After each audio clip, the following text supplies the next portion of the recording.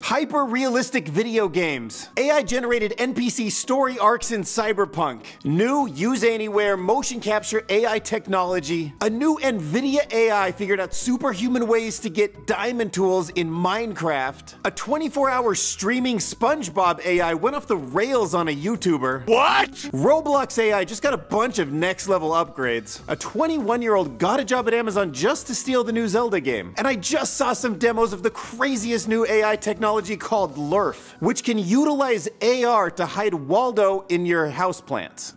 Let's do this. Let's start with a glimpse into the near future with this hyper-realistic video game. There's a new police video game in development right now called Unrecorded, but it's not real body cam footage. It is made with the Unreal Engine 5, and the developers have proved it. It has successfully crossed the uncanny valley, and it's giving us a glimpse into the future of video games, how realistic this is all about to become. Like, there's just something about this walking mechanic and the body shake and the realism of the graffiti, and look how the developers added moments where like it adjusts its face and moves its gun around, regrips. It's insane. I mean, they really got it. So like the way a GoPro handles light in a specific way, transitioning from light to dark, and the auto blur on the enemy's faces, that's like how police would release footage. Dude, I'm hyped. This is some Corridor Crew like VFX stuff. Combine that with some AI-driven NPCs, and imagine what GTA or Red Dead Redemption would be like, or Resident Evil. That would be a crazy version of Resident Evil. Or Mortal Kombat would be like so real it would freak you out. You combine this level of realism, that quality of IP, and maybe something like the Apple Vision, like super highly dense pixels, like when every moment feels like a cutscene, your memories of a video game will feel like emotionally like they happened, I bet. Oh, and then brain-computer interfaces down the road. We won't go that far, but like, holy crap. Now I want to take you for a trip around the world on a paper plane. Nils Backer showed off a very creative use of the Unreal Engine. By mixing it with the APIs from Google Maps and OpenAI's GPTs, he built this super realistic paper airplane experience that allows you to travel the whole world. You know, imagine you can't travel right now, but you're super curious about how everything in London's going down. Now you got a tool. Bing bong. Or maybe you're actually planning a real trip and you just want to like fly around and see what the space is going to be like before you go. Plus, I like it from an entrepreneurial point of view because it shows you how when you just combine really cool products through an API, you can make a really cool one-of-a-kind experience. If you're curious about the world, this new application is like having a magic carpet inside of your computer. Why don't we put your dog in a video game right now? Here's how. The YouTuber ByCloud just shared a new video called How AI-Based Photogrammetry is Gonna Change 3D Forever. In the video, he talks about this new technology called Nerf, or as he calls it for simplicity, AI Photogrammetry on crack.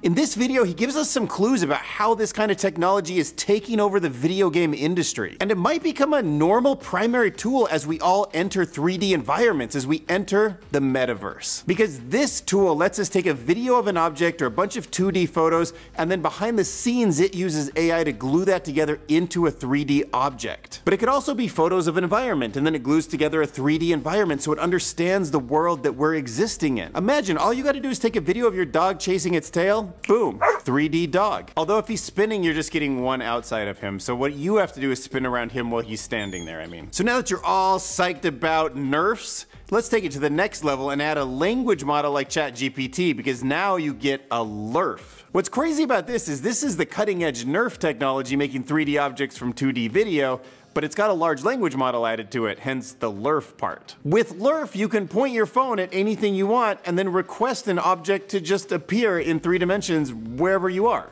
So one aspect is walking around a room or an object and now letting AI understand what it is in 3 dimensions like we do. But the other part of that is that we can add 3D objects to our environment. Imagine what that's gonna do for AR, VR, XR experiences. What's the dog doing? Like, check out in this demo how you can just type up what you want and boom, it appears on your counter, on your table, or next to you, whatever you want. And because embeddings are just fancy vector math, it can actually put that mesh into the world in AR, so no matter how you're using your phone, it can adjust for that and it makes it look like it's just right there no matter what you're doing. I've never seen an AI demo that put Waldo in my plants. Big AI update coming to Cyberpunk 2077. When this update comes, I'm not really sure if we're gonna be playing the game or if the game's gonna be playing us. The game's getting a total AI upgrade soon. A completely redone NPC system. The developer claims that there's now multiple levels of decision making on top of many different archetypes that the different enemies and characters are gonna have. And each NPC is gonna act differently depending on whether or not it comes from Night City or Dogtown, which I think is so cool because it reflects the value systems and upbringings of the different NPCs if they came from those two different locations.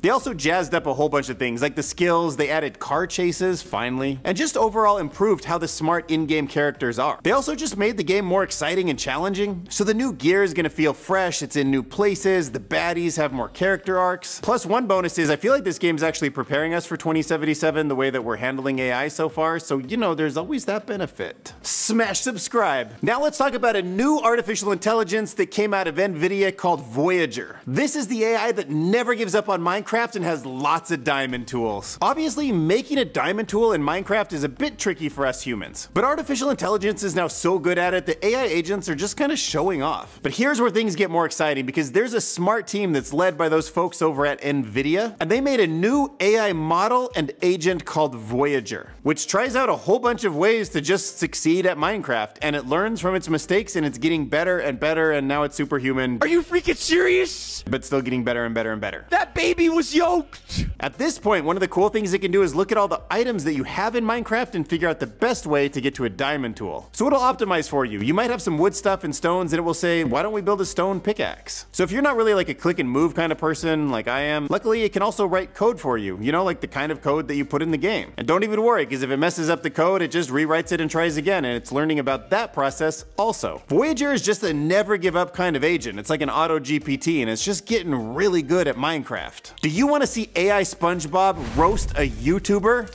Not me. A YouTuber named SomeOrdinaryGamer just got roasted by none other than AI SpongeBob. Hey Patrick, have you seen this YouTube channel called Some Ordinary Gamers? So AI like ChatGPT just generates what they say and they just conversate all day. He just walks around and does whatever. Bill, what's it about? But on June 4th, the YouTuber Some Ordinary Gamer decided to kind of open his mouth, and he said that some of the things SpongeBob says is rude. AI SpongeBob and AI Patrick decided to hit back. They just play video games all day and comment on them. They called his channel boring. That's very similar to my life, except my life, it's not even as fun as playing video games. It's just research. Gets worse, Patrick the Starfish went all in. That sounds really boring. And in a final retaliation, Some Ordinary Gamer replied by saying, I quit. I quit! What? Yeah, that's it. He just said he got roasted by a starfish, and he's out. Who cares? They're still just wasting their lives playing video games. Why would you say that? Now I'm going to talk about somebody who loves Zelda so much they put it all on the line. There's a funny and illegal story that came out of Japan about a guy who was super eager to play the new Zelda, Tears of the Kingdom. In fact, this 21-year-old got hired at Amazon 1 month before the video game came out, and then all of a sudden he stopped showing up for work just a few days before the game's official release date. And you could probably guess what happened, but when someone from Amazon decided to call his mom to see where he was, his mom spilled the beans. He's sitting there playing video games, some Zelda thing. Yeah, it turns out that he stole the new Zelda game from the warehouse and then his mom ratted him out. I can't believe he was just like, I got the game, and just stopped showing up to work. Like, what was he thinking? The Amazon employee that ratted him out and should have gone by the pseudonym Ganondorf went on to say this is way more common than it should be. But if you're more of a Roblox person than a Zelda person, I have some great AI updates for you. Not sure if you've checked recently, but Roblox isn't just a game for kids anymore. It's grown into this really cool place where tweens, teens, and young adults can all try to make a living. And they do that by designing their own games for others to play. And in this world, 60 million people can pick from 40 million games to play every day. And to support these nifty entrepreneurs making the games, Roblox has introduced a whole bunch of new AI tools. The primary goal is to make game creation easier. So coming down the pipeline in the near future, it looks like you're not gonna have to type anything to make a game. You can just talk to your computer or even use hand gestures straight up like a wizard. Imagine casting magic spells. I want a thing over there and another thing over there, and then I want some kind of thing that they have to get to over here. That's what it's gonna be like. And if you want a bunch of bad guys to chase down or whatever, they've got new AI that makes those characters move and act more realistically. Also goes without saying, but don't even try any of that NSFW stuff because they have new AI now that will detect it and cancel your account.